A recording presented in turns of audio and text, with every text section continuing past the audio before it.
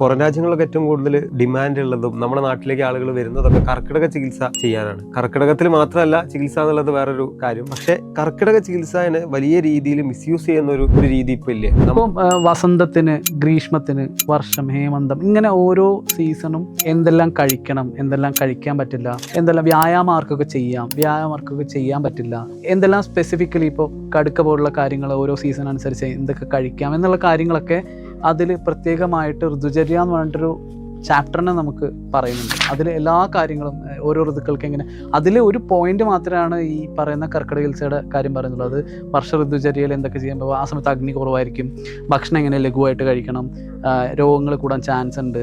നമ്മൾ ഈ കർക്കിടക കഞ്ഞി എന്നൊക്കെ പറഞ്ഞിട്ട് സ്പെഷ്യലായിട്ട് കണ്ടൻസ് എടുത്താൽ മനസ്സിലാവും നമ്മളുടെ ദഹനശക്തിനെ മാനേജ് ചെയ്യുന്ന രീതിയിലുള്ള കണ്ടൻസ് ആണ്. കാരണം അത്രയും ലഘുവായിട്ട് കഴിക്കാൻ പാടുള്ള ഭക്ഷണം. ഇപ്പം എന്താ വെച്ച് കഴിഞ്ഞാൽ രാവിലെ വന്നിട്ട് അവർ ബിരിയാണി സാധനങ്ങളൊക്കെ കഴിച്ചിട്ട് ഉച്ചയ്ക്ക് കർക്കിടക്കഞ്ഞി കുടിക്കും, വൈകുന്നേരം ഒരു ബീഫ് ബിരിയാണി കഴിക്കും.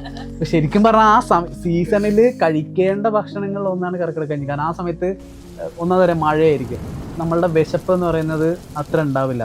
അപ്പോൾ ആ വിശപ്പ് കുറയുന്ന സമയത്ത് ദഹിക്കേണ്ടതായിട്ടുള്ള കാര്യങ്ങൾ അല്ലെങ്കിൽ വിശപ്പിനെ മാനേജ് ചെയ്യുന്ന കാര്യങ്ങളാണ് കർക്കിടക്കഞ്ഞി ഉള്ളത്.